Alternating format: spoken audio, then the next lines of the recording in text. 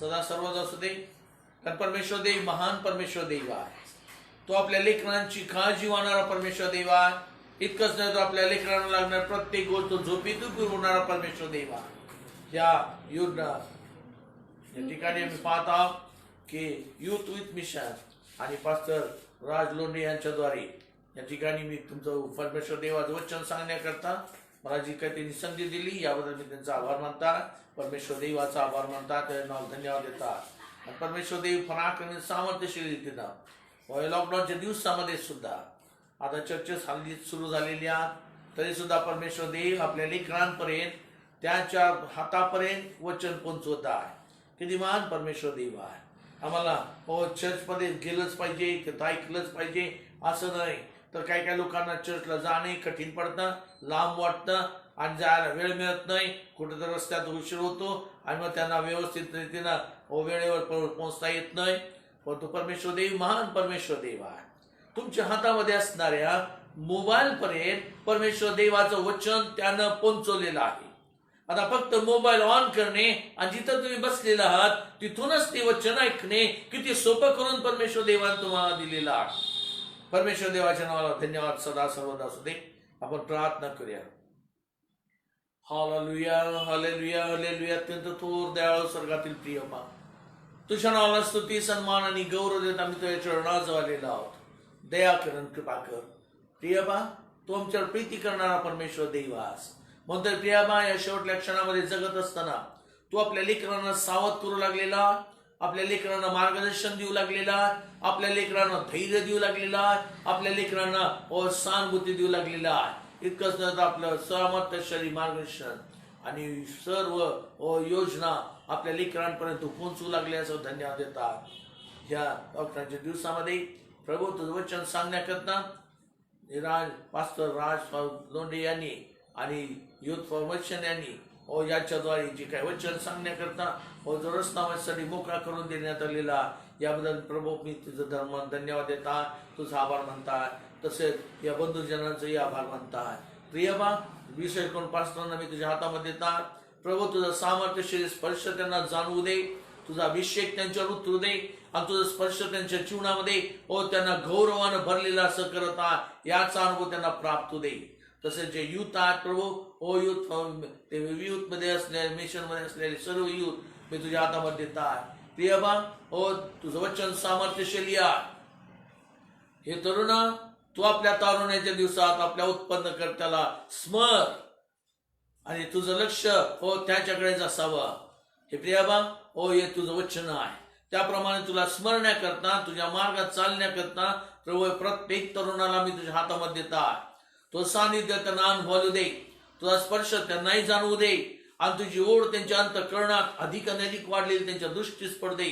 आणि प्रभूच्या वचनामध्ये प्रभूच्या मार्गात चालत असताना परमेश्वर देव किती महान आहे आणि तो सामर्थ्यशाली कशा आपल्या गरजा मागवतो, कशा प्रकारे तो सहाय्य करतो, कशा प्रकारे त्याचं मार्गदर्शन प्राप्त होतं याचा अनुभव त्यांना प्राप्त होत जाऊ दे आणि तुझ्या वचनामध्ये अधिक त्यांची वाढ करण्यात येऊ दे.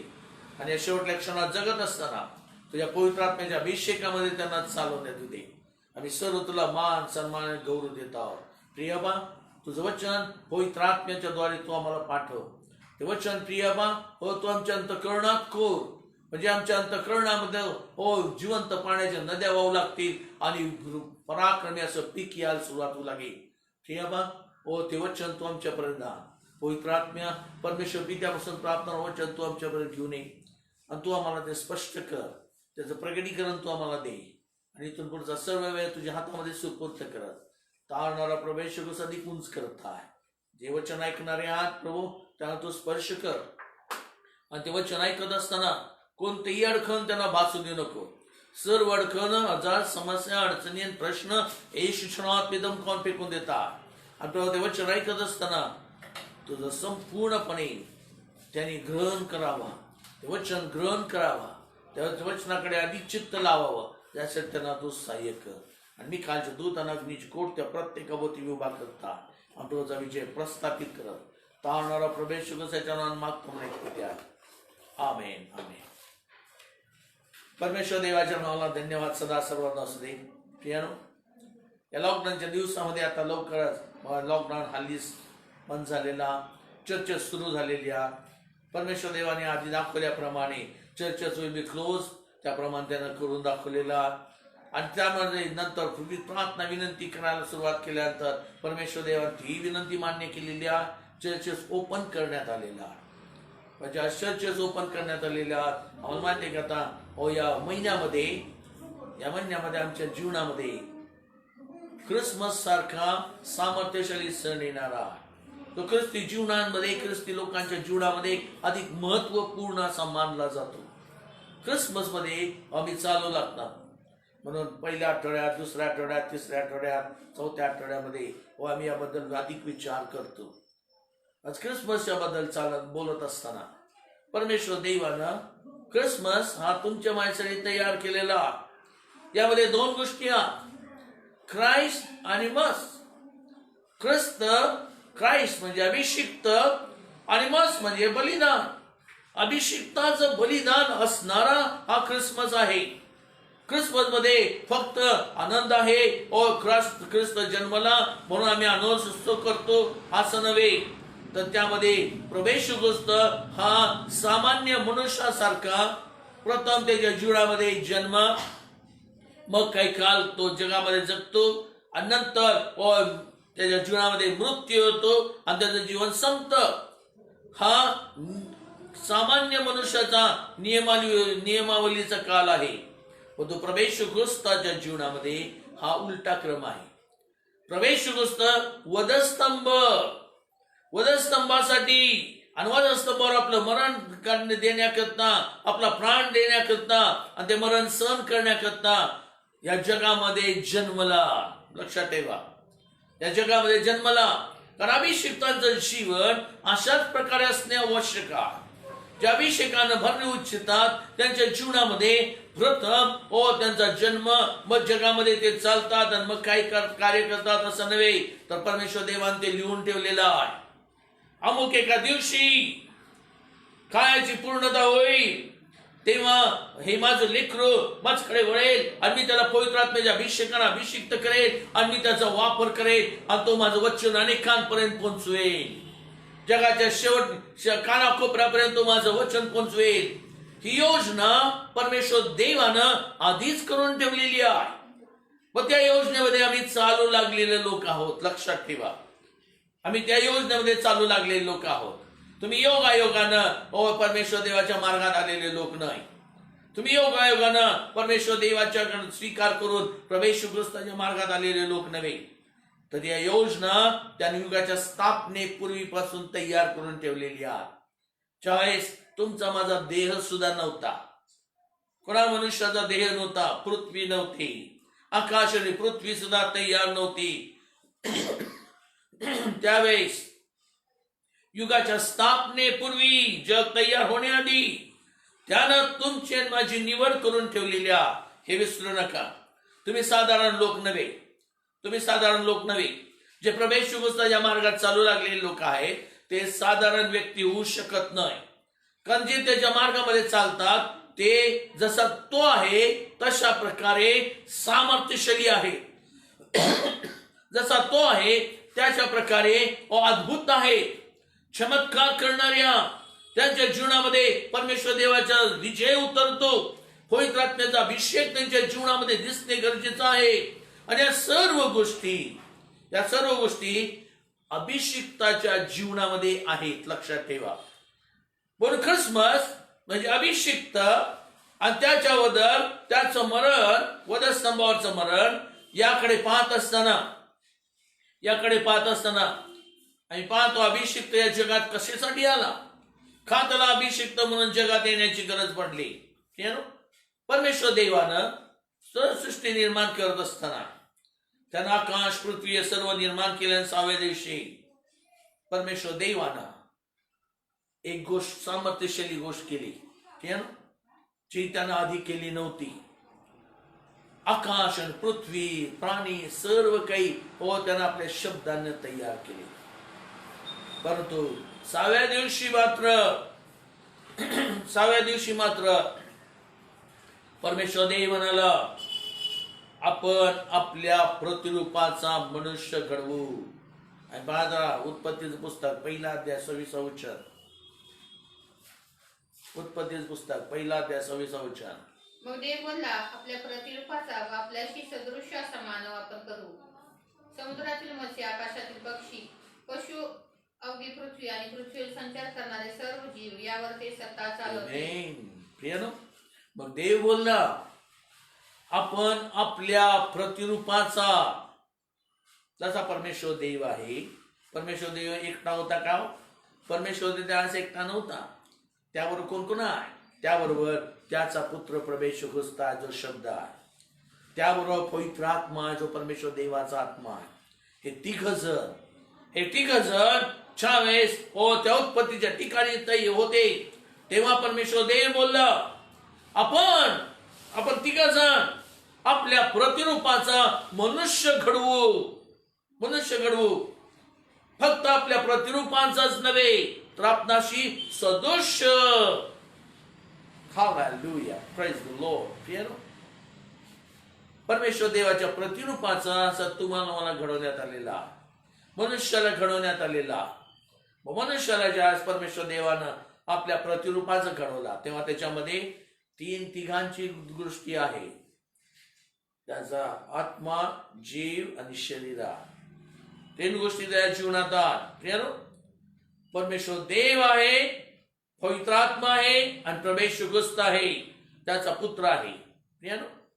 हे तिघ जण त्यांची आयडेंटिटी आमच्या मनुष्याच्या जीवनामध्ये देण्यात आलेली आहे. हे विसरू नका. परमेश्वर देवानं त्याचा देह जो बनवला, प्रभू ख्रिस्त, परमेश्वर देव आणि पवित्र आत्मा तिघही एकसारखे आहेत. लक्षात ठेवा. त्यांना जर पाहण्याचा प्रयत्न आपण केला तर तिघही एकसारखे दिसतात. त्यांच्यामध्ये काहीही फरक नाही. ते एकाच वेळेस 3 सेपरेट दिसू शकतात आणि एकाच वेळेस ते एकत्र जाऊन दिसू शकतात. लक्षात ठेवा. कारण ते तिघ मिळून एक परमेश्वर देव, सामर्थ्यशाली देव आहे. त्याप्रमाणे मनुष्य हा परमेश्वर देवानं घडवला. त्याचा देह, त्याचं शरीर, त्याचं आत्मिक शरीर आणि त्याचा जे काही त्याचा जीव आहे, तो जीव सुद्धा एकसारखा बनवण्यात आलेला आहे. Hallelujah, praise the Lord. परमेश्वर देवाचं सामर्थ्यशाली जीवन त्यानं मनुष्यामध्ये ओतलेलं आहे. म्हणून मी पाहतो की आजार सुद्धा कशात? आजार सुद्धा शारीरिक आजारात, मानसिक आजारात आणि आध्यात्मिक आजारात. शरीर हे प्रभू ख्रिस्ताचं दर्शक आहे. शरीर हे प्रभू ख्रिस्ताचं दर्शक आहे. जीव हा परमेश्वर देवाचं दर्शक आहे आणि आत्मा हा पवित्र आत्म्याचं दर्शक आहे. लक्षात ठेवा. आणि ज्यावेळेस तिघांचा मिळून मनुष्य तयार करण्यात आला. तो कसा तयार करण्यात आला? परमेश्वर देव म्हणतो आपण आपल्या प्रतिरूपाचा या तिघांसारखाच मनुष्य आत्मिक जीवामध्ये आणि शरीरामध्ये तयार करण्यात आला. हा मनुष्य परमेश्वर देवाचा प्रतिरूप होता. डायरेक्ट प्रतिरूप. परंतु परमेश्वर देवाचं प्रतिरूप हे त्याप्रमाणे तयार होत असताना तो काय म्हणतो? आपण आपल्या प्रतिरूपाचा व आपणाशी सदृश्य. परमेश्वर देवाच्या प्रतिरूपाला कोणी पाहू शकेल का? पाहू शकत नव्हता. परमेश्वर देव महान आहे. त्याला पाहण्याकरता मनुष्याचे डोळे कमी पडतात. म्हणून परमेश्वर देव काय म्हणतो? आपण आपल्या प्रतिरूपाचा मनुष्य घडवू. पण तो मनुष्य घडण्यात आला, पण तो दुसरी गोष्ट तो काय म्हणतो? व आपणाशी सदृश्य. आपण त्याला पाहावा, तो आम्हाला पाहावा आणि आम्ही एकमेकाचे पाहावे. तो दृष्टीस असावा, दृष्टी समोर असावा, असा मनुष्य परमेश्वर देवानं घडवला. आणि तो आदाम सृष्टीच्या स्थापनेपूर्वीपासून तुमची आणि माझी निवड झालेली आहे. लक्षात ठेवा. आदाम ज्यावेळेस मनुष्याच्या परमेश्वर देवाच्या प्रतिरूपाचा घडवण्यात आला, तर परमेश्वर देवाचे अधिकार, परमेश्वर देवाचं सामर्थ्य, परमेश्वर देवाची वस्ती, प्रवेशवस्ताची वस्ती, पवित्र आत्म्याचा अभिषेक, त्याची वस्ती आदामाच्या जीवनात होती. ज्यावेळेस आदाम खिन्न होत गेला आणि आदामाच्या जीवनामध्ये परमेश्वर देवानं पाहिला की त्याची जोडीदारी कोणी नाही, त्याला अनुरूप असा जोडीदार परमेश्वर देव म्हणतो की मी करेन. आणि परमेश्वर देवानं आदामाला गाढ निद्रा आणली. त्याची एक फासळी, त्याची एक पेड फासळी काढली आणि त्या फासळीतून परमेश्वर देवानं त्याची जोडीदारी स्त्री बनवली. पहिलं ऑपरेशन, पहिला अनेस्थेशिया परमेश्वर देवानं आदामावर केलं. त्याला गाढ निद्रा आणली, म्हणजे अनेस्थेशिया त्याला दिला, त्याला भूल दिली. पण बऱ्याच वेळेस मेडिकल लाईन मध्ये जात असताना काही लेकर प्रश्न विचारतात, पहिला अनेस्थेशिया कोणी दिला आणि कुणाला दिला. तेव्हा लोकांना समजत नाही. ते जगाच्या द्वारे अनेस्थेटिस्ट शोधण्याचा प्रयत्न करतात आणि कुणाला दिला ते पेशंट शोधण्याचा प्रयत्न करतात. पण याचं उत्तर बायबलमध्ये आहे. पहिला अनेस्थेटिस्ट परमेश्वर देव, त्यानं आपल्या प्रतिरूपाचा असणारा मनुष्य त्याला अनेस्थेशिया दिला. आणि जेव्हा तो गाढ निद्रेत गेला तेव्हा त्याची एक फासळी त्यानं काढली. Praise the Lord. पण मेडिकल सायन्स मध्ये शिकत असताना मी पाहिलेला, त्यासाठी मेडिकल कॉलेजमध्ये होतो तेव्हा आम्ही पाहिलेला की स्त्रीला पुरुषापेक्षा एक पेर फासळी जास्त आहे. आणि ज्यावेळेस ती पेर जास्त आहे ती कुणाची आहे? आदामाची काढलेली फासळी स्त्रीच्या जीवनात देण्यात आली. त्याच्यामुळं तिला एक पेर जास्त आहे. आणि ज्यावेळेस परमेश्वर देव या ऑपरेशन करत आहे तेव्हा आदाम काय करत आहे? आदाम गाढ निद्रेत आहे. त्याचा देह शांत झोपलेला आहे, त्याचा जीव शांत झोपलेला आहे, परंतु त्याचा आत्मा मात्र परमेश्वर देव काय करत आहे पाहत आहे. लक्षात ठेवा. परमेश्वर देव काय करत आहे पाहत आहे. ज्यावेळेस परमेश्वर देवानं आदामाच्या फासळीतून त्याची जोडीदारी, त्याची स्त्री तयार केली आणि तिला आदामाकडे आणला, तेव्हा परमेश्वर देवाला आदाम काय म्हणाला?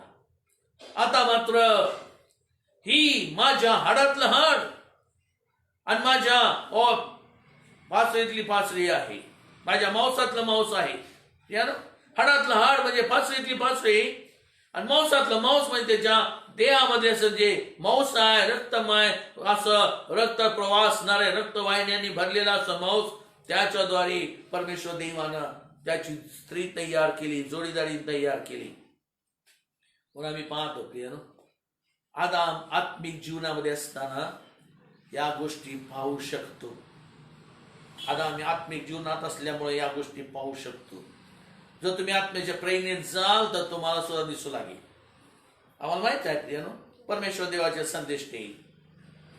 जास्त करून आम्ही पाहतो की एलिया किंवा अलिशा त्याच्या जवळ समोर असणाऱ्या गेजीला नोकराला म्हणत असत.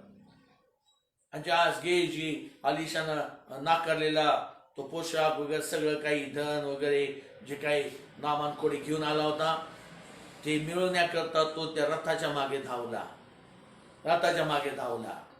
आणि जेव्हा रथाच्या मागे धावला, तिथून त्याच्या रथ थांबवून त्यानं ते घेतलं आणि आपल्या घरी आणून घरात ठेवला. आणि तो येऊन बाहेर असा उभा राहिला. आणि अलिशा काय म्हणतो, गेजी कुठे गेला होतास? नाही, कुठे गेलो नाही, मी इथंच आहे. अलिशा त्याच्या खोलीमध्ये आहे. आणि अलिशा काय म्हणतो, गेजी तू ज्यावेळेस त्या रथाच्या मागे धावत होतास, तू ज्यावेळेस तो रथ थांबवलास, तू त्याच्याकडून ते सर्व उपहार घेतलेस आणि आपल्या घरी आणून ठेवलेस, तेव्हा माझे नेत्र तुला पाहत नव्हते काय? जो आत्म्याच्या प्रेरणाने चालतो त्याच्यापासून काही एक लपत नाही. लक्षात ठेवा, लक्षात ठेवा. आणि हे नेमकं सामर्थ्यशाली जीवन आदामाच्या जीवनात होता. आदामाच्या जीवनात होता. आदाम हा परमेश्वर देव, प्रभू ख्रिस्त आणि पवित्र आत्मा याच्या द्वारे झालेला पूर्ण मनुष्य असणारा असा परमेश्वर देवाचं प्रतिरूप, पूर्ण प्रतिरूप, संपूर्ण प्रतिरूप असा होता. म्हणून आदाम लगेच म्हणतो, आता मात्र ही माझ्या हाडातलं हाड व माझ्या मांसातलं मांस आहे. हिला नारी म्हणावे कारण ही नरातून घेतली आहे. नारी म्हणावे कारण हिला नरातून ती घेतली आहे. प्रियानो, आणि प्रगटीकरण देणारा आदाम आणि त्याच्या जोडीदारी बरोबर त्या एदेन बागेत राहत असताना तर दुष्ट सैतानानं तिला फसवला. आदाम आत्म्यात होता. मग सावध राहा. तुम्ही आत्म्याच्या जीवनात जितकं जगाल तितकं परमेश्वर देवाचं सामर्थ्यशाली संरक्षण तुम्हाला प्राप्त होत जाईल. पण जितकं तुम्ही देहाकडे सरकाल तितकं तुमच्या जीवनामध्ये सैतानाचे हल्ले तुम्हाला जाणवू लागतील. सैतान तुम्हाला फसवू लागेल. सैतान तुम्हाला लुबाडू लागेल. सावध राहा. देहातून जन्मलेली, त्या फासळीतून मांसातून तयार केलेली स्त्री भुलवली गेली. स्त्री भुलवली गेली. पण पाऊसला म्हणतो आदाम भुलवला गेला नाही तर स्त्री भुलवली गेली. कारण ती देहात आहे. मग देहाची कर्मे ही आम्हाला पापाकडे नेतात. देहाची कर्मे आम्हाला नाशाकडे नेतात. रोमला लिहिताना पाऊल या गोष्टी स्पष्ट लिहितो. 8वा अध्याय, रोमकरास पत्र 8वा अध्याय 6 आणि 7 वचन. रोमकरास पत्र 8वा अध्याय 6 आणि 7 वचन.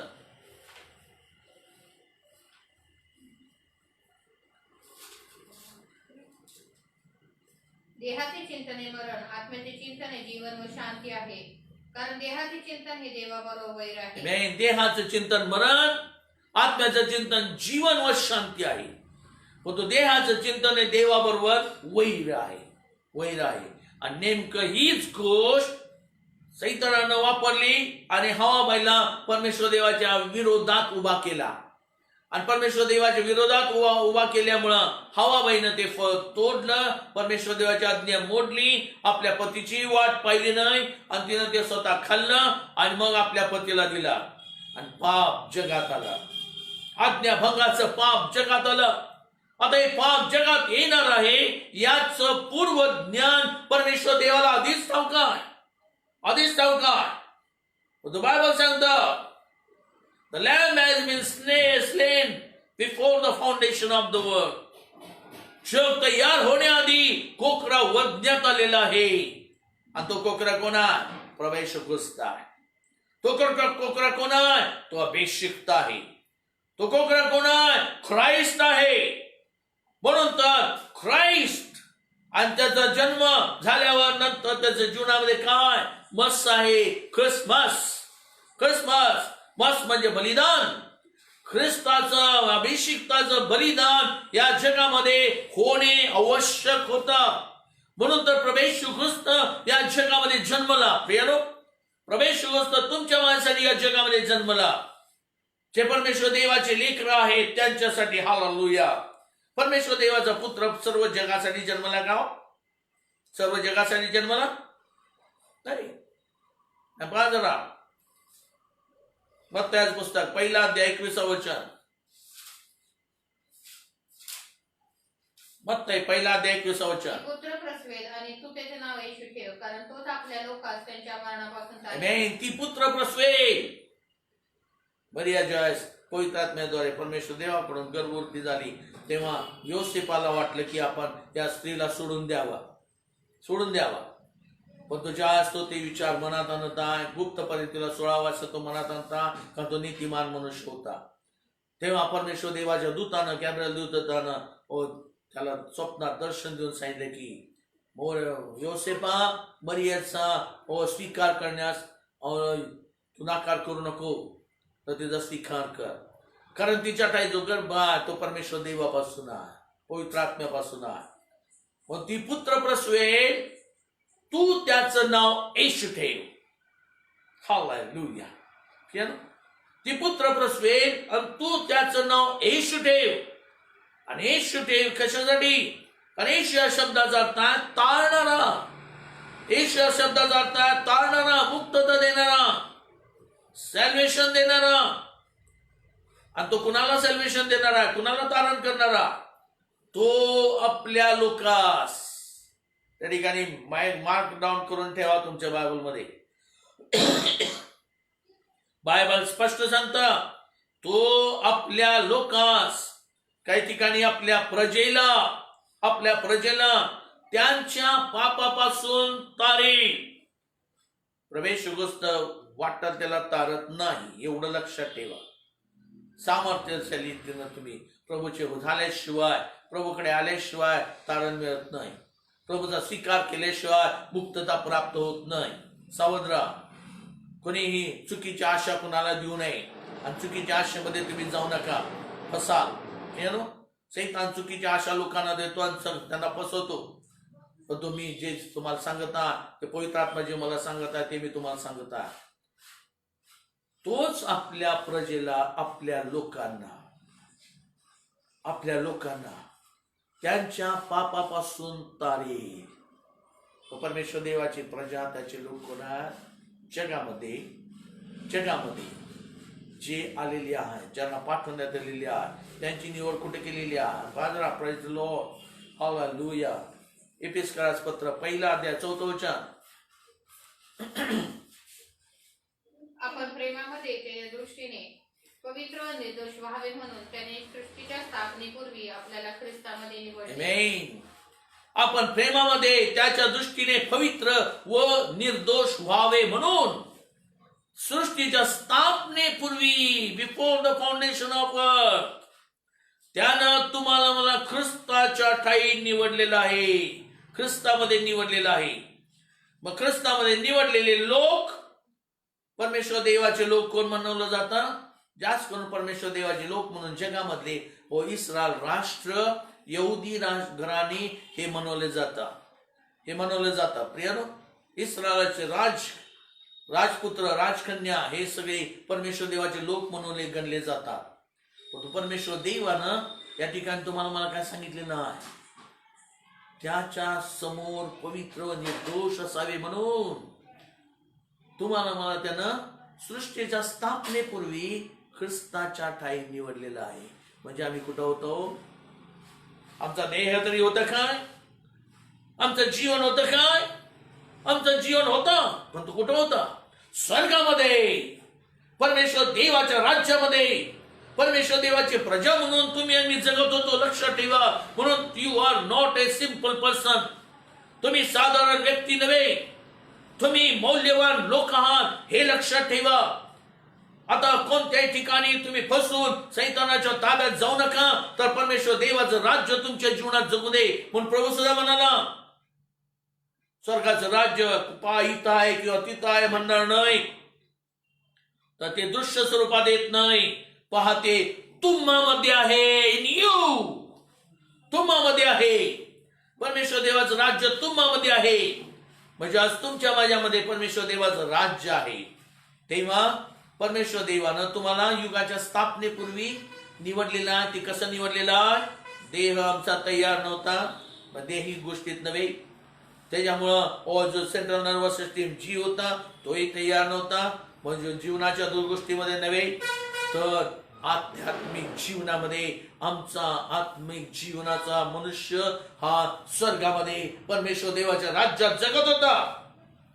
आणि तिथून परमेश्वर देवानं तुम्हाला मला जगात पाठवलेला आहे आशासाठी की त्या ख्रिस्ताची वधू व्हावे म्हणून. आशासाठी की त्या ख्रिस्ताची वधू व्हावे म्हणून. मग ही वधू परमेश्वर देवानं युगाच्या स्थापनेपूर्वीपासून ख्रिस्ताच्या ठाई तुमची निवड करून स्वर्गामध्ये ठरवलेलं आहे. ती वधूची नेमणूक कुठं झालेली आहे? स्वर्गामध्ये झालेली आहे. आणि म्हणतो काय म्हणतो? बाजारा रोमकारास पत्र 8 अध्याय 29 वचनापासून.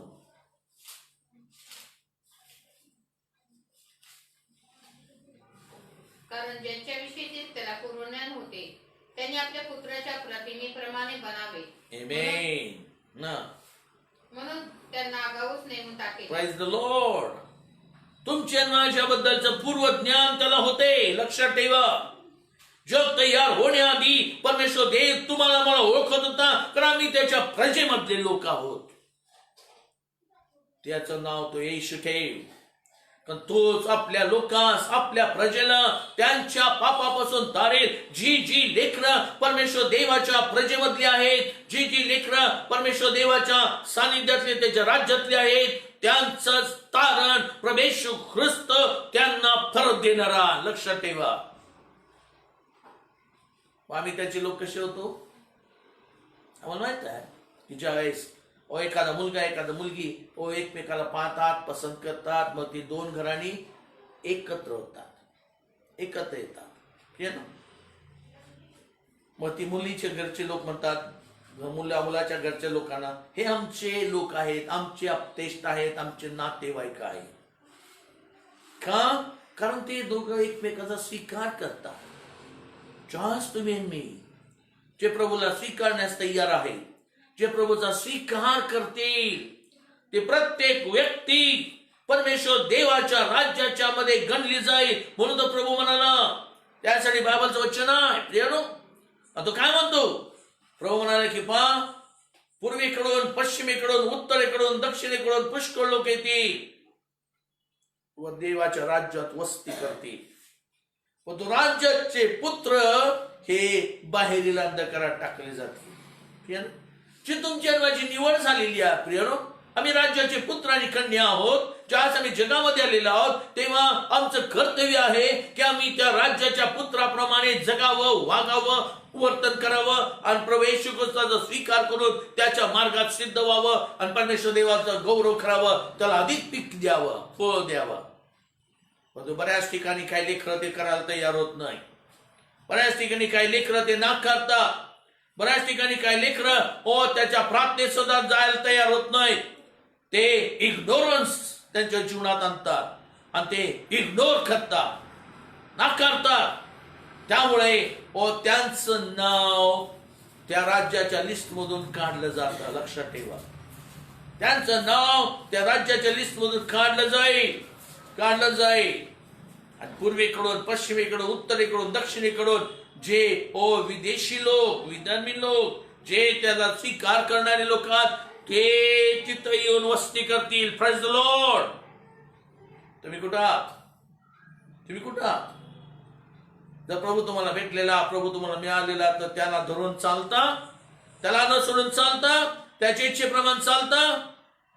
नाही चालत प्रियनो, नाही चालत. इस्रायलाचे लोक त्याच पवित्र आत्म्यानं भरलेला शिमोन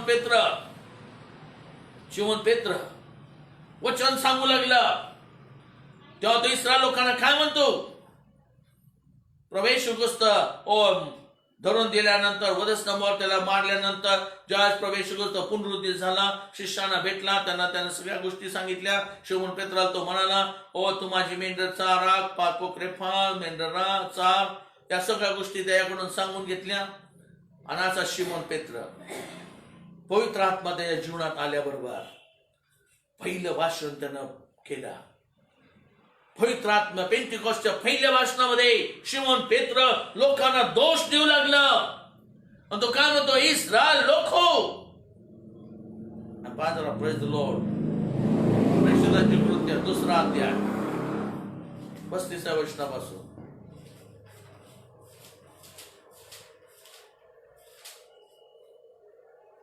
मी तुझे वैरी तुझ्या पायाचे आसन करीपर्यंत तू माझ्या उजवीकडे बैस. याच इस्रायलाच्या सर्व घराण्याने हे निश्चयपूर्वक समजून घ्यावे की ज्या येशूला तुम्ही वधस्तंभावर मारले, त्याला देवाने प्रभू व ख्रिस्त असे करून ठेवले आहे. आमेन. तुझे वैरी तुझे पादासन करीपर्यंत तू माझ्या उजवीकडे बैस, असं परमेश्वर देवानं माझ्या प्रभूला सांगितलं. दावीद राजा म्हणतो, त्याचा प्रभू कोणा? प्रभू येशू ख्रिस्त. तो त्याचा प्रभू आहे. कारण का? कारण तो जगामध्ये जन्मणार होता. त्याला सगळं ठाऊक आहे. दावीदाला बऱ्याच गोष्टी दाखवण्यात आल्या. आणि म्हणून शिमोन पेत्र म्हणतो की हे इस्रायल लोको, तुम्ही त्याला वधस्तंभावर खिळून मारले. तुम्ही त्याला वधस्तंभावर खिळून मारले. पुन्हा एकदा पाहते वचन. Hallelujah. I give you praise Jesus. इस्रायलच्या सर्व घराण्याने हे निश्चयपूर्वक समजून घ्यावे की ज्या येशूला तुम्ही वधस्तंभावर खिळून मारले त्याला देवाने प्रभू व ख्रिस्त असे करून ठेवले आहे. आमेन. इस्रायलच्या घराण्याने समजून घ्यावे, निश्चयपूर्वक समजून घ्यावे की ज्या येशूला तुम्ही वधस्तंभावर खिळून मारले त्याला देवाने ओ प्रभू व ख्रिस्त करून ठेवले आहे. हालेलुया. ख्रिस्त करून ठेवले आहे. ख्रिसमस अभिषिक्त करून ठेवले. त्या अभिषेकाचं बलिदान वधस्तंभावर करण्यात आलं. आणि ज्या पेंटिकॉस्ट मधल्या 50व्या दिवशी शिमोन पेत्र या गोष्टी बोलत आहे तेव्हा तो काय म्हणतो, तुम्ही त्याला वधस्तंभावर खिळून मारले. का तो जगात येण्याआधी यशानं त्याचबद्दल सांगितलेलं आहे. यशाचं पुस्तक 7वा अध्याय 14 वचन. यशाचं पुस्तक 7वा अध्याय 14 वचन. याच प्रभू स्वतः तुम्हाला चिन्ह देत आहे. पहा, कुमारी गर्भवती होऊन पुत्र प्रसवेल व त्याचे नाव इमॅन्युअल असे ठेवेल. आमेन. पहा, प्रभू स्वतः चिन्ह देत आहे की पहा, कुमारी गर्भवती होऊन पुत्र प्रसवेल व त्याचं नाव इमॅन्युअल ठेवतील. इमॅन्युअल या शब्दाचा अर्थ आम्हा सन्निध देव. Praise the Lord. जे परमेश्वर देवाची समक्षता आदामानं हवेनं एदेन बागेमध्ये हरवली, ती समक्षता पुन्हा मनुष्याच्या जीवनात यावी, त्याच्या निवडलेल्या लोकांच्या जीवनात यावी, त्याच्या प्रतिरूपांमध्ये चालणाऱ्या लोकांना प्राप्त व्हावी म्हणून प्रभू येशू ख्रिस्त जगात पाठवण्यात येत आहे. हे यशानं जवळजवळ 850 वर्ष आधी भविष्य करून सांगितलेलं आहे, प्रॉफेसी दिलेली आहे. आणि त्याप्रमाणे प्रभू येशू ख्रिस्त जगात जन्मला. इमॅन्युअल, आम्हा सन्निध देव. त्या शब्दाच्या द्वारे सर्व तयार झालं. तो शब्द देही झाला. आणि बाजारा प्रेज द लॉर्ड. योहानस पुस्तक 1 अध्याय 14 वचन.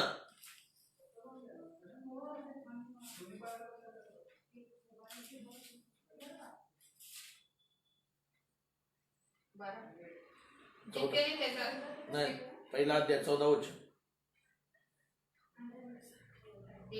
देह शब्द देही झाला आणि कृपा व सत्याने परिपूर्ण असून त्याने आम्हामध्ये वसले केले. शब्द देही झाला. जो शब्द परमेश्वर देवासंती होता, जो शब्द प्रारंभी परमेश्वर देवावर होता, जो शब्द युगाच्या स्थापनेपूर्वी स्वर्गामध्ये होता, तो शब्द परमेश्वर देवाच्या संगती असणारा शब्द देही झाला. आणि त्याने काय केलं, कृपा आणि सत्य याने परिपूर्ण होऊन आम्हामध्ये वस्ती केली. इमॅन्युअल तो झाला. Praise the Lord. इमॅन्युअल, आम्हा सन्निध देव. आणि ज्यावेळेस आम्हा सन्निध जगात उतरला, इमॅन्युअल असा जगामध्ये आला, यशाने त्याबद्दल आधीच सांगून ठेवलेला आहे. पहा, कुमारी गर्भवती होईल. मनुष्याचा जन्म रक्त मांस देहाची इच्छा मनुष्याची इच्छा याच्याशिवाय होत नाही. परंतु परमेश्वर ख्रिस्ताचा जन्म, या तारणाऱ्याचा जन्म, या अभिषिक्ताचा जन्म, या ख्रिस्ताचा जन्म हा कसा झाला? योहान 1 अध्याय 13 वचन. त्यांचा जन्म रक्त अगर देहाची इच्छा अगर मनुष्याची इच्छा यापासून झाला नाही तर देवापासून झाला. त्याचा जन्म रक्त अथवा देहाची इच्छा तो मनुष्याची इच्छा यापासून झाला नाही तर देवापासून झाला. हालेलुया. देवापासून झाला. आणि म्हणून तर गॅब्रिएल देवदूत मरियेला दर्शन देऊन म्हणतो, परात्पराचं छाप तुझवर येईल. परमेश्वर देवापासून झाला. त्यानं योसेफाला सांगितले की तिच्या ठाई जो गर्भ तो पवित्र आत्म्यापासून आहे. आणि ज्या सण पाहता देवापासून जन्म झाला. देव कसा आहे? देव आत्मा आहे. योहान 4 अध्याय 24 वचन. योहान 4 अध्याय 24 वचन. देव आत्मा आहे आणि त्याच्या उपस्थानी त्याची उपासना आत्म्याने व खरेपणाने केली पाहिजे. देव आत्मा आहे व त्याच्या उपासकाने त्याची उपासना आत्म्याने व खरेपणाने केली पाहिजे. Praise the Lord. तुम्ही जर उपासना करत आहात, उपासना मंदिराला जाता, उपासना करता, जर तुम्ही देहाच्या द्वारे उपासना करत असाल तर तुमची उपासना व्यर्थ आहे, व्यर्थ आहे. प्रत्येक उपासकाने, उपासना करणाऱ्यांनी, प्रभूचा स्वीकार करून प्रभूच्या मार्गात चालणाऱ्यांनी, प्रार्थना, प्रेझिंग, वर्शिप करत असताना प्रत्येक गोष्टीमध्ये आध्यात्मिक दृष्ट्या व्यवस्थित रीतीनं आत्म्याच्या प्रेरणेनं उपासना करणे आवश्यक आहे. दुसरी उपासना परमेश्वर देवानं दिलेली नाही. कोणती उपासना जी आत्म्याच्या पासून नसेल ती सर्व व्यर्थ, बडबड आणि वाईफळ गोष्टी आहेत, त्या परमेश्वर देव मान्य करत नाही. पण तुम्ही जर उपासक होऊ इच्छिता तर आत्म्याच्या प्रेरणेनं, पवित्र आत्म्याची प्रेरणा तुम्हाला होण्याची गरज आहे. आणि जेव्हा पवित्र आत्म्याची प्रेरणा तुमच्या आत्म्याला होते तेव्हा आत्मा सबळ होतो आणि तरतरीत होतो आणि लागली परमेश्वर देवाचं गौरव करू लागतो. तो इतरांकडे लक्ष देत नाही, त्याचं लक्ष फक्त परमेश्वर देवाकडे असतं, परमेश्वर देवाकडे असतं. कारण देव आत्मा आहे. त्याच्या उपासकाने त्याच्या उपासना आत्म्याने व खरेपणाने, खरेपणासाठी काय? पवित्र आत्म्याचं सामर्थ्य आहे, पवित्र आत्म्याचं सानिध्य आहे.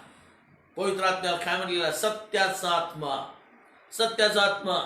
तो तुम्हाकडे येईल तेव्हा तुम्हाला सामर्थ्य प्राप्त होईल, सामर्थ्य प्राप्त होईल. म्हणजे तुमची उपासना आत्म्याने, खरेपणाने, पवित्र आत्म्याच्या अभिषेकानं होणे आवश्यक आहे. हालेलुया.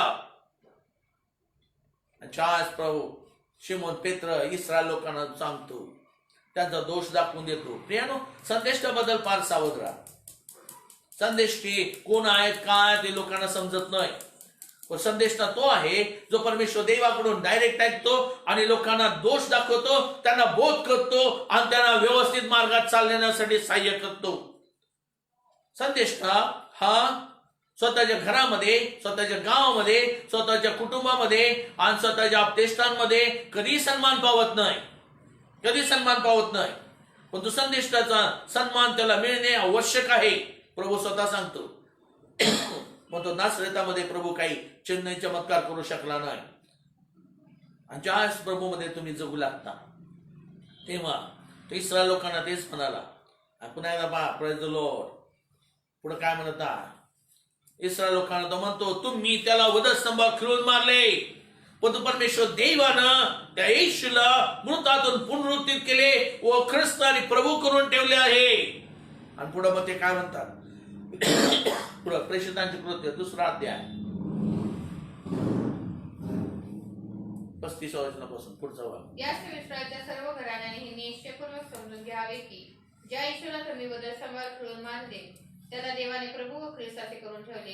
हे ऐकून त्यांच्या अंतःकरणात चुरचूर लागली. आमेन. हे ऐकल्यावर त्यांच्या अंतःकरणात चुरचूर लागली. ज्या दोष दाखवला जातो, दोष सांगितला जातो, संदेश ज्या दोष सांगतो तेव्हा तुमच्या अंतःकरणामध्ये चुरचूर लागलीच पाहिजे. चुरचूर लागली म्हणून त्या संदेशाचा द्वेष करू नका, तुम्ही फसाल. परमेश्वर देव तुमच्या न्यायात समोर न्यायाला उभा राहील. संदेशाचा दोष करू नका, तर त्याचा स्वीकार करा, स्वीकार करा. त्यांना चुरचूर लागली आणि चुरचूर लागल्यावर ते काय म्हणाले पुढं? आणि ते पेत्र व इतर प्रेषित यास म्हणाले, बंधूजनो आम्ही काय करावे? पेत्र त्यास म्हणाला, पश्चाताप करा आणि पापाची क्षमा व्हावी म्हणून तुम्ही प्रत्येक जण येशू ख्रिस्ताच्या नामात बपतिस्मा घ्या. ते काय म्हणाले? बंधूजनो आम्ही आता काय करावे? आम्ही हे केलेलं आहे, कबूल केलं त्यांना. ज्या तुमच्या अंतःकरणात कुरकुर लागते, चुरचूर लागते, तेव्हा तुम्ही तुमचा दोष कबूल करा, स्वीकारा, मान्य करा आणि परमेश्वर देवा समोर येऊन वारा त्याला म्हणा, हे मी केलेलं आहे, मला काय करू आता मी? आणि तेव्हा पेत्राने त्याचं उत्तर दिलेला, पश्चाताप करा, पश्चाताप करा. पश्चाताप काय प्रियानो? पश्चाताप म्हणजे काय हे तुम्हाला थोडक्यात सांगतो. पश्चाताप काय? ज्यावेळेस मनुष्य जगात जन्मतो तेव्हा तो जगाकडे तोंड करून चालू लागतो. परमेश्वर देवापासून तो जगात तोंड करून चालू लागतो. आणि जगाकडे तोंड करून चालल्यावर तो कशात चालतो? परमेश्वर देव प्रकाश आहे प्रकाश आहे. मग प्रकाश माझ्या मागच्या बाजूला झाल्याबरोबर मी ज्या जगात तोंड करून चालतो तेव्हा मी कशात चालतो? माझी सावली, माझ्या देहाची सावली, आत्म्याची नव्हे, माझ्या देहाची सावली, माझ्या जीवाची नव्हे. लक्षात ठेवा, माझ्या देहाची सावली ही समोर पडते आणि ज्या ती सावली समोर पडते मी त्या सावलीत चालतो. देहाच्या द्वारे पाप जगात आलेला आहे. देहाच्या सावली ज्यावेळेस मी चालतो तेव्हा पापात मी चालतो.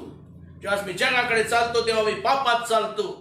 आणि ज्यावेळेस मला समजतं की हे माझं चुकलेलं आहे, कुणीतरी प्रभूचं वचन मला सांगतं किंवा संदेश मला भेटतो किंवा प्रभूचा पवित्र आत्मा मला भेटतो आणि प्रभू येशू ख्रिस्त भेटतो आणि मला ते समजतं, तेव्हा मी काय करतो? पश्चाताप करतो.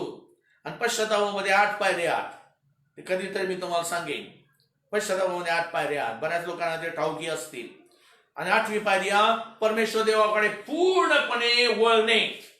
पूर्णपणे वळणे म्हणजे आज परमेश्वर देवाकडे मी पूर्णपणे वळतो तेव्हा काय होतो? तेव्हा आधी मी जगाकडे चालत असताना प्रकाश माझ्या पाठीकाठी होता, पाठीच्या बाजूला. समोरील भाग माझा अंधकारात होता, सावलीत होता. पण तुझ्या आज मी परमेश्वर देवाकडे वळतो तेव्हा चित्र बदलतं. माझ्या समोरील भाग प्रकाशानं भरतो. Praise the Lord. माझ्या समोरील भाग प्रकाशानं भरतो. आणि आज माझ्या समोरील भाग प्रकाशानं भरतो तेव्हा माझी सावली कुठे जाते? पाठीमागे जाते. जगाची सावली जगाकडे सरकू लागते आणि मी परमेश्वर देवाकडे त्या प्रकाशाकडे तोंड करून चालू लागतो. तेव्हा माझी सावली वाढत नाही, कमी होती. पण तुझा परमेश्वर देवाकडे पाठ करून चालत असताना काय होत होता? जितकं दिवस मी लांब चालत चाललो तितकं माझी सावली, माझं पाप, माझं सर्व गोष्टी, चुकीच्या गोष्टी वाढत आणि वाढत गेलेल्या. पण ज्यावेळेस मी वळतो आणि परमेश्वर देवाकडे वळतो आणि माझ्या समोरील भाग प्रकाशानं भरतो, माझी सावली माझ्या मागे जाते. तेव्हा जितकं मी परमेश्वर देवाकडे जाऊ, जितकं मी त्या प्रकाशाकडे जाईन तितकं माझी सावली कमी कमी होते. घरात प्रयोग करून पहा. तुमच्या बल्ब समोर तुम्ही उभा राहून बल्बकडे पाठ करून पहा, तुमची सावली कशी समोर पडते. आणि बल्ब पासून लांब चाला, तुमची सावली आणि वाढू लागेल. पण तुझ्या तुम्ही परत फिरा आणि बल्बकडे तोंड करून यायला चालू राहा तेव्हा तुमची सावली मागे जाते. तुमच्या समोरील भाग प्रकाशानं भरतो. आणि ज्या समोरील भाग प्रकाशानं भरतो तेव्हा एक गोष्ट घडू लागते. पहिला अध्याय 7 वचन. ज्या समोरील भाग प्रकाशानं भरतो तेव्हा एक गोष्ट घडू लागते. पण जसा तो प्रकाशात आहे तसे जर आपण प्रकाशात चालतो तर आपली एकमेकांबरोबर भागी आहे आणि त्याचा पुत्र येशू याचे रक्त आपल्याला सर्व पापापासून शुद्ध करते. जसा तो प्रकाशात आहे तसं जर आपण प्रकाशात चालतो तर आमची एकमेकाबरोबर त्या प्रकाशाबरोबर माझी भागीदारी होऊ लागते. माझं संपूर्ण शरीर हे समोरील भाग प्रकाशमय होऊ लागतो. म्हणजे प्रकाशाची माझी भागीदारी होऊ लागते. आणि प्रकाश कोण आहे? प्रभू येशू ख्रिस्त. योहान 8 अध्याय 12 वचन. योहान 8 अध्याय 12 वचन.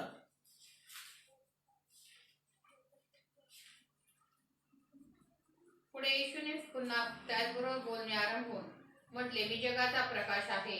जो मला अनुसरतो तो अंधारात चालणार नाही, तर त्याच्याजवळ जीवनाचा प्रकाश आहे. जो मला अनुसरतो, प्रभू म्हणतो, जो मला अनुसरतो, मी जगाचा प्रकाश आहे. जो मला अनुसरतो तो अंधकारात चालणार नाही. ज्याच मी प्रभूचा स्वीकार करून प्रभूला अनुसरून चालू लागतो तेव्हा माझी सावली मागे जाते. तेव्हा माझ्या जीवनामध्ये माझी प्रभू येशू ख्रिस्तावर भागीदारी होऊ लागते. त्या प्रकाशाची माझी भागीदारी होऊ लागते. परमेश्वर देवाची माझी भागीदारी होऊ लागते. पवित्र आत्म्याची माझी भागीदारी होऊ लागते.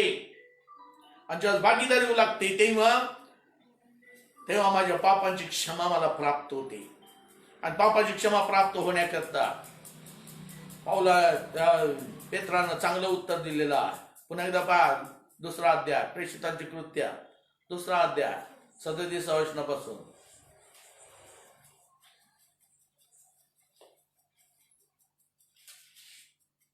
याच पवित्राच्या सर्व घराण्याने ही निश्चयपूर्वक समजून घ्यावे की ज्या येशूला तुम्ही वधस्तंभावर पुढं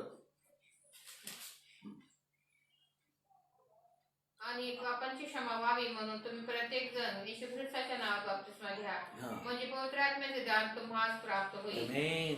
तुमच्या पापांची क्षमा व्हावी म्हणून तुम्ही प्रत्येक जण प्रभू येशू ख्रिस्ताच्या नावामध्ये बाप्तिस्मा घ्या.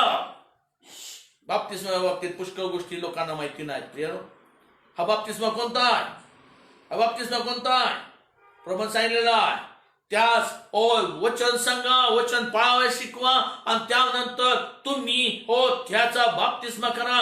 पुत्राच्या पवित्र आत्मेच्या परमेश्वर देवाच्या नावात त्यांचा बाप्तिस्मा करा. बाप्तिस्मा करा. तो इमर्शन बॅप्टिझम आहे. हे कधी तर मी तुम्हाला स्पष्ट सांगेन कशा रीतीने तो आहे, कसा बरोबर आहे, कसं लोक फसलेले आहेत. फक्त शिंपडून बाप्तिस्मा करून लोक फसलेले आहेत. सावधरा. लोक म्हणतात की माझा एकच बाप्तिस्मा, एक देव, एक विश्वास, हे वचन कोट केलं जातं. पण तो एक बाप्तिस्मा म्हणजे काय? प्रभू येशू ख्रिस्ताच्या जीवनामध्ये एकच बाप्तिस्मा आला नाही प्रियानो. प्रभू येशू ख्रिस्ताच्या जीवनामध्ये 7 बाप्तिस्मा आले. 7 बॅप्टिझम ऑफ देव. आणि 7 बॅप्टिझम मिळून एक बाप्तिस्मा होतो. एक बाप्तिस्मा होतो. शिंपडून बाप्तिस्मा तिथं कुठेही लिहिलेलं नाही. कुठेही लिहिलेलं नाही. कारण बॅप्टिझम शब्दाचा अर्थ टोटल इमर्शन. Total immersion. मग म्हणून तर शिमोन पेत्र म्हणाला की येशू ख्रिस्ताच्या नावात बाप्तिस्मा घ्या म्हणजे तुमच्या पापांची क्षमा तुम्हाला प्राप्त होईल. म्हणजे आज तुम्ही येशू ख्रिस्ताच्या नावात बाप्तिस्मा घेता तेव्हा इतरांसमोर, लोकांसमोर प्रभू येशू ख्रिस्ताला तुमचा तारणारा म्हणून स्वीकार करता. आणि ज्यावेळेस तुम्ही स्वीकारता, भटकता, अवलंबता तेव्हा त्यामध्ये चालू लागता. म्हणजे आज तुम्ही त्या प्रकाशाची भागीदारी होऊन चालू लागता तेव्हा तुमच्या मार्गावर प्रकाश कुठे नेणार? स्तोत्र 119 आणि 105 वचन. तुझे वचन माझ्या पावला करता दिवा आणि माझ्या मार्गावर प्रकाशासारखे आहे. ज्यावेळेस मी प्रभूचा स्वीकार करून त्याच्याकडे तोंड करून चालू लागतो तेव्हा त्याचं वचन मजकडे येतं. Praise the Lord. पवित्र आत्मा ते वचन मजकडे आणतो. मग त्या वचनांमध्ये मी चालतो. ते वचन माझ्या पावला करता दिवा होऊ लागतं. म्हणून माझा पाऊल कुठेही घसरत नाही, कुठेही चुकत नाही. माझ्या पावला करता ते दिवा होऊ लागतं आणि मग मी त्या वचनाच्या प्रकाशात चालतो. Praise the Lord. हे ते जीवन आहे. ते अभिषिक्ताचं जीवन आहे. आणि तुमच्या जीवनात कसं प्राप्त होतं? 15 गलतीकरस पत्र 3रा अध्याय 27 वचन. गलतीकरस पत्र 3रा अध्याय 27 वचन.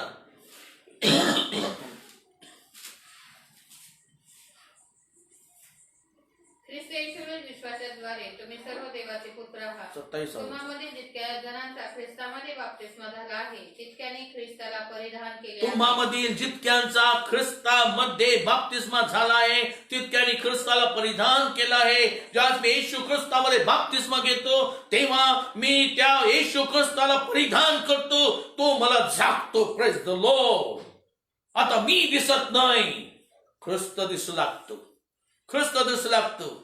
म्हणजे आज तुम्ही ख्रिस्त दिसणारे लोक होऊ लागता तेव्हा सावध राहा. You must dye. क्रिसमस आहे. अभिषिक्ताचं जीवन क्राइस्ट आणि मस म्हणजे अभिषिक्ताचं मरण आहे. म्हणजे इतकं तुम्ही जगामध्ये अभिषिक्त म्हणून चालता. जगासाठी तुम्ही दैहिक दृष्ट्या आणि मेलेले आणि ज्या जगाकडे पाठ करून चालणारे असे लोक असणे आवश्यक आहे. You must die for the earth, for this worldly things. जगाच्या सर्व गोष्टीसाठी तुम्ही मरणे गरजेचं आहे. हे मरण तुमच्या जीवनात येऊ लागेल तेव्हाच ख्रिसमस खऱ्या अर्थानं तुमच्या जीवनात उतरेल. तेव्हाच ख्रिसमस खऱ्या अर्थानं तुमच्या जीवनात उतरेल. तो अभिषिक्त आहे. ज्यावेळेस तुम्ही बाप्तिस्मा घेता त्याच्या नावामध्ये तेव्हा तुम्ही त्याला परिधान करता, त्याला आपल्या जीवनात झाकून घेता. तो तुम्हाला झाकतो. आणि तुमचं माझं जीवन कसं जाता? ख्रिस्तामध्ये झाकलेलं असं होतं. Praise the Lord. ख्रिस्तामध्ये झाकलेलं होतं. आणि हीच योजना परमेश्वर देवाची आहे. ज्याच्याविषयी त्याला पूर्वज्ञान होते त्यांनी आपल्या पुत्राच्या प्रतिमेप्रमाणे व्हावे. Praise the Lord. ज्यावेळेस ख्रिस्त मला झाकतो तेव्हा मी दिसत नाही, ख्रिस्त दिसू लागतो. प्रभू येशू ख्रिस्त दिसू लागतो. आता माझ्या हातामध्ये कुठं लागलेला असेल तर तुम्हाला ती जखम दिसते का? नाही दिसत, कारण याला शर्ट न झाकलेला. तुम्हाला माझा शर्ट दिसतो. जेव्हा ख्रिस्त मला झाकतो तेव्हा मी दिसत नाही, ख्रिस्त दिसतो. ख्रिस्त दिसतो. आणि हे घडणे आवश्यक आहे. हे घडणे आवश्यक आहे. त्याच्या पुत्राच्या प्रतिमेप्रमाणे तुम्ही झालंच पाहिजे. No compromise. No compromise. प्रार्थना करत असताना मी बऱ्याच वेळेस त्याचा अनुभव घेतलेला आहे. प्रार्थना करत असताना नॉन ख्रिश्चन लोकांसाठी ज्या काही बंधू भगिनींसाठी प्रार्थना करत असताना मी प्रार्थना करू लागलो तेव्हा त्या व्यक्तीच्या जीवनामध्ये तो रडू लागला. आणि प्रार्थना झाल्यावर मी विचारलं, का रडत होतास, काय झालं? आणि तेव्हा त्याने एक शब्द उच्चारला, मी प्रभू येशू ख्रिस्ताला पाहिला. मी प्रभू येशू ख्रिस्ताला पाहिला. कुठं पाहिलं? तो काय म्हणतो, जिथं तुम्ही उभा होता तिथंच मी प्रभू येशू ख्रिस्ताला उभा राहिलेला पाहिला. ख्रिस्त मला सांगतो तो मी ख्रिस्ताला लोकांना दिसणार नाही. ख्रिस्त लोकांना दिसणे गरजेचा. मी लोकांच्या समोर जरी उभा राहिलो तर मी त्यांना दिसणार नाही, ख्रिस्त ते पाहू लागतील. हे आध्यात्मिक जीवन तुमच्या जीवनात असणे आवश्यक आहे. हे सामर्थ्यशाली जीवन तुमच्या जीवनात येणे गरजेचं आहे. आणि हेच पराक्रमी सामर्थ्य तुमच्या जीवनात उतरू लागेल ज्यावेळेस तुम्ही खऱ्या अर्थानं प्रभू येशू ख्रिस्ताचा स्वीकार करून त्याच्या मार्गात व्यवस्थित चालाल तेव्हा. व्यवस्थित चालाल तेव्हा. सावध राहा. परमेश्वर देव सामर्थ्यशाली देव आहे. परमेश्वर देव सामर्थ्यशाली देव आहे. ज्याच्या नावाला धन्यवाद द्यावा तितका थोडा आहे. ख्रिसमस. आणि म्हणून याच ठिकाणी याच ख्रिस्तामध्ये तुमची माझी निवड युगाच्या स्थापनेपूर्वी करण्यात आलेली आहे. याच ख्रिस्ताच्या ठाई. आणि पहा जरा एफेसकरास पत्र 1 अध्याय 4 वचन पुन्हा पाहूया. प्रेमामध्ये त्याच्या दृष्टीने पवित्र व निर्दोष व्हावे म्हणून त्याने सृष्टीच्या स्थापनेपूर्वी आपल्याला ख्रिस्तामध्ये निवडले. आपण प्रेमामध्ये त्याच्या दृष्टीने पवित्र व निर्दोष व्हावे म्हणून सृष्टीच्या स्थापनेपूर्वी आपल्याला ख्रिस्ताच्या ठाई त्यानं निवडलेलं आहे. प्रेमामध्ये प्रेम कुणाशी केलं जातं? फक्त आपल्या जोडीदाराशी केलं जातं. म्हणून तर जोडीदाराशी प्रेम केलं जातं. पण ख्रिस्ताची जोडीदारी, त्याची वधू, त्याच्या सामर्थ्यानं भरलेली, त्याच्या प्रमाणे दिसणारी. आता म्हणतो, आता मात्र ही माझ्या हाडातलं हाड आणि माझ्या मांसातलं मांस आहे. त्याप्रमाणे प्रभूनं तुमच्याबद्दल खात्री देणे गरजेचं आहे. ते विजय तुम्हाला प्राप्त होते. आपल्या अंतःकरण लीन आणि नम्र करा. कारण तुम्ही ख्रिस्तासाठी आणि ख्रिस्तामध्ये अभिषेकामध्ये जगण्याकरता आणि जगासाठी मृतावस्थेकडे जाण्याकरता निवडलेले लोक आहात. जो त्यामध्ये चालतो त्याच जीवन आशीर्वाद विजयशाली होता. आपल्या अंतःकरण लीन आणि नम्र करा. हालेलुया. प्रिय जे याप्रमाणे चालण्यासाठी तयार होतात त्या प्रत्येकाला त्या सामर्थ्यानं पराक्रमानं हे शिक्षणात हे पूर्णपणे भरतात. आरोग्य त्यांना प्राप्त होते. ख्रिस्त त्यांच्या प्रगट करण्यात होते. आणि ख्रिसमस कडे जात असताना त्यांचं जीवन याप्रमाणे पूर्ण भरलेलं इतरांना दृष्टीस पडू दे. आणि तुझा आनंद त्यांच्या जीवनात ओसंडून वाहू दे. या तुझ्या महादेवाला आभार मान धन्यवाद दे. तारणारा प्रवेश मागतो म्हणा ऐकतो त्या. आमेन.